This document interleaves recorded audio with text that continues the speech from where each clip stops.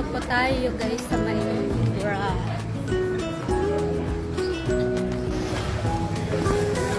Hi guys, ayan, bibili tayo ng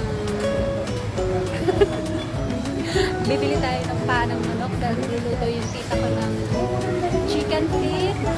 Ayan, at saka atay ng chicken. Ayan, masarap po yung panang manok. Dito kami sa Kasama.